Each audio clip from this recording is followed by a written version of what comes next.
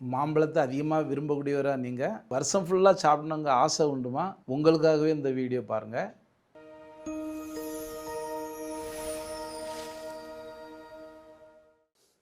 அனைவருக்கும் வணக்கம். நான் மருத்துவர் ஜோசப் பெனடிக்ட் பேசுகிறேன். இன்றைக்கி நம்ம வெயில் காலத்தில் இருக்கோம். இந்த காலத்தில் நம்மளுக்கு கிடைக்கக்கூடிய ஒரு புதமான ஒரு சுவை உள்ள ஒரு பழம் எதுன்னு சொன்னால் மாம்பழம். அந்த மாம்பழம் வெயில் காலத்தில் மட்டும்தான் வரும். இந்த வெயில் காலத்தில் சாப்பிடலாமா வேண்டாமா அப்படிங்கிறது ரொம்ப ரொம்ப முக்கியமான விஷயம். ஏன்னா நிறைய பேருக்கு அந்த மாம்பழம் தின்னா கட்டி வரும் அப்படிங்கிறது நம்மளுக்கு ஏற்கனவே நிறைய பேர் சொல்லக்கூடியது. பொதுவாகவே இந்த மாம்பழத்துக்குள்ள தன்மை என்னன்னா சூடு. இது மாங்காய் ஒரு வகையானது, பிஞ்சு ஒரு வகையானது. இப்படி எல்லாருக்குமே தன்மைகள் மாறுபடும்.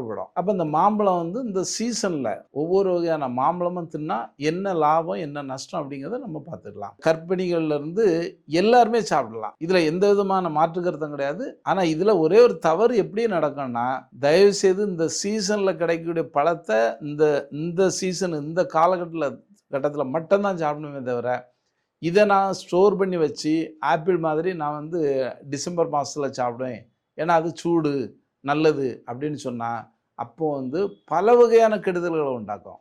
அப்போ மட்டும்தான் கெடுதல் உண்டாக்கும். இப்போ எந்த சீசனில் மாம்பழம் கிடைக்குமோ அது வரைக்கும் தான் அதுக்கு பலன் நல்லா இருக்குமே தவிர, அதை தாண்டி எடுக்கும்போது அதுக்குள்ள பலன் நேர் எதிர்மறையாக மாறிடும். அதனால தான் எந்த ஒரு காய்கறி எந்த ஒரு பழங்கள் எடுத்தாலும் அந்தந்த காலகட்டத்துக்கு தான் எடுக்கணுமே தவிர அதை தவிர்த்து எடுக்கக்கூடாதுங்கிறது நம்ம சித்தர்கள் முன்னோர்கள் ரொம்ப ரொம்ப தெளிவாக வச்சு சொல்லியிருக்காங்க. அதில் இந்த மாம்பழத்தை பொறுத்தளவில் சூட்டை உண்டாக்கக்கூடியதாக இருந்தாலும் உடம்புக்கு அவ்வளோ வலுவையும் எதிர்ப்பு சக்தியும் உண்டாக்கக்கூடியது. இது சாப்பிடலாமா வேண்டாமாங்கிறது தான் முக்கியமானது தவிர தினசரி நம்ம சாப்பிடணும், கட்டாயம் சாப்பிடணும். அதுவும் அந்த சீசனில் மட்டும் சாப்பிடணும்.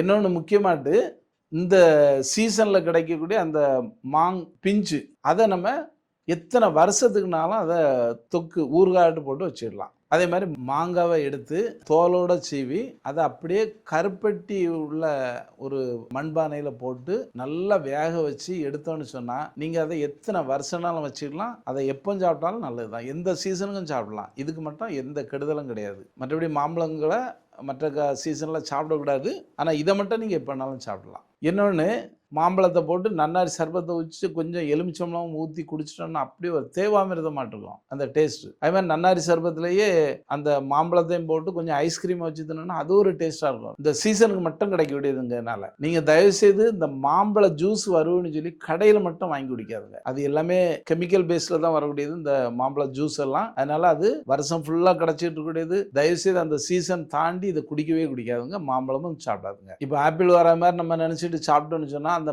ஆப்பிள் நம்மளுக்கான உணவே கிடையாது. சொல்ல போனா ஆப்பிள் ஆரஞ்சு இந்த குளிர் பிரதேசத்தில் உள்ள ஒரு உணவு வகை தானே தவிர நம்மளுக்கான கிடையாது. ஏன்னா நம்ம இருக்கக்கூடிய இந்த பூமி என்னன்னா நம்ம இருக்கக்கூடிய இந்த பூமத்திய ரேகையில வெயில் குளிர் பனி மழை எல்லாம் நம்மளுக்கு சமன்பாடா கிடைக்கிறது.